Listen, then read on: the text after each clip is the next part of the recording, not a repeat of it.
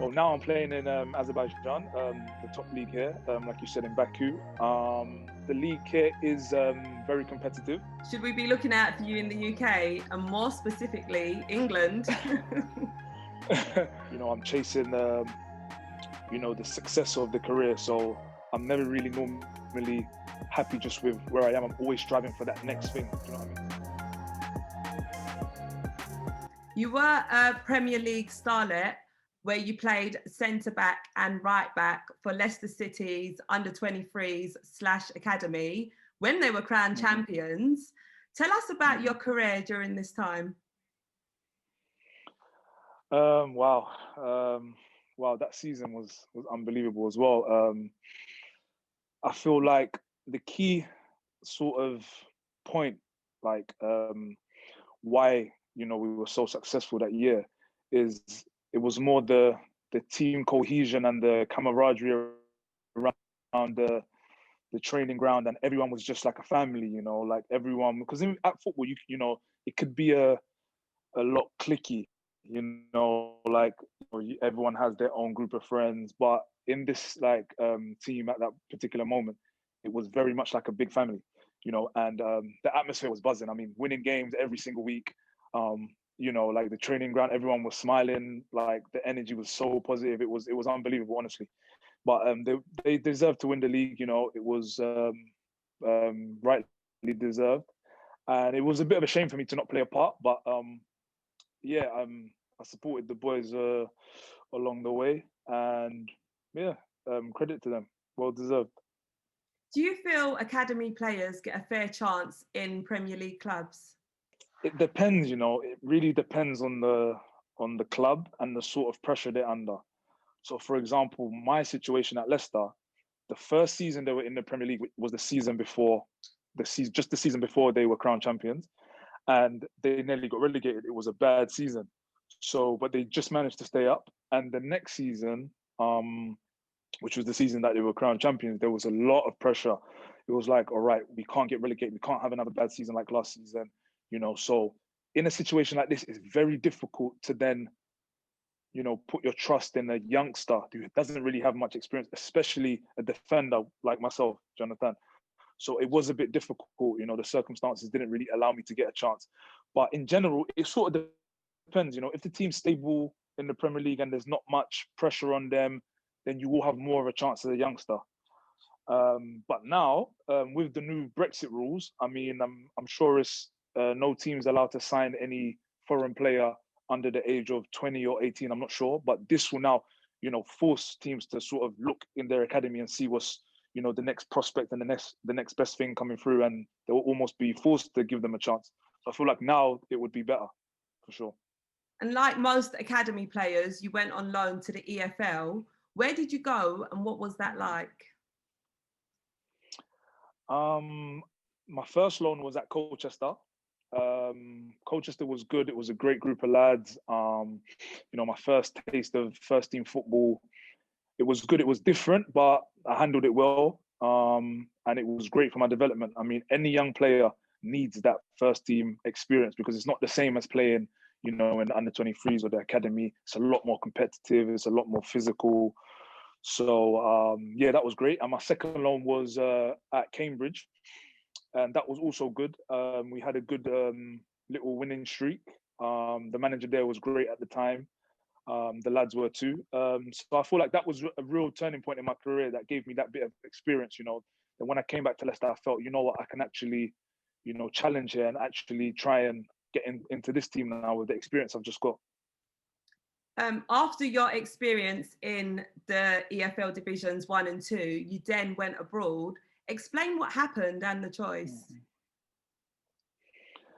I feel like the lower leagues, I think it got to a point where the lower leagues wasn't really suiting my style of play.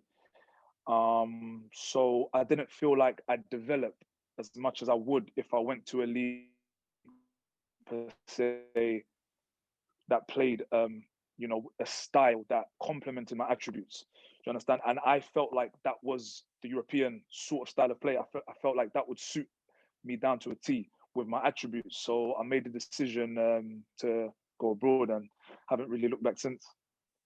So you are now playing in Europe in good professional clubs in the top divisions. Give us a brief insight into these clubs and what happens. Well, for example, when I was playing in Greece, it was very different. You know, the culture very different from England. You know, it can take a while to adapt. You know, the food, the culture, the mentality of the people was completely different. And, you know, it took me a little bit of a while to understand these people. But once I understood them, I understood the way they worked, I understood their mentalities. It was easy for me, you know. So yeah, it was a good experience. And I feel like it's, you know, shaped me as the person that I am today, you know, with these experiences, experiencing a different culture. And yeah, I feel like it was an overall good experience. Tell us about where you're playing now and your plans. Well, now I'm playing in Azerbaijan, the top league here, like you said, in Baku. The league here is very competitive. Not many people might think so, but it is very, very competitive. Good players, good teams, well organized. Everybody is very determined. Everybody gives it a good right go. My plans are to just play as many games as I can and obviously play well, and then make a step up because I'm chasing you know, the success of the career. So I'm never really normally happy just with where I am. I'm always striving for that next thing. Do you know what I mean? So my next aim would be to try and do well here and then make a step up. Should we be looking out for you in the UK and more specifically England? Well, who knows? You know, football is very, very strange. And, you know, in football, one thing I have learned is you can never say never. So we don't know. You've been seen as the next captain for Sierra Leone as well. How do you feel about that? Oh, that's great. Well, you know, I was the captain when I was at Leicester too in the under-23s and the academy. I've been captain for a while there, and I see myself as a leader. That's just you know, my character. But it feels good to know that other people see that in me too. So yeah, I'm pleased with that. And what should the world know about ALIE SESAY? Um, I would class myself as a determined and consistent individual. I'd say anything I put my mind to and anything I decide, I'm very well invested in, and I would be very consistent in. I'm very success driven and goal orientated. For example, football, as I just mentioned, always looking for that next step up. So in my regime outside of football, like doing my extra gym sessions to make sure that I'm in good shape, my diet, etc. So yeah, I feel like that's me overall. What do you think about racism in football and have you experienced it? Well, no, I haven't experienced anything personally, fortunately. But it's unbelievable. It's just getting tiring now. You know, like we're in 2020 now, and you'd think or you'd like to think that everyone's educated now. You know, on you know what's right, what's wrong, and what can be said, what can't be said. But you know, we're still experiencing these things.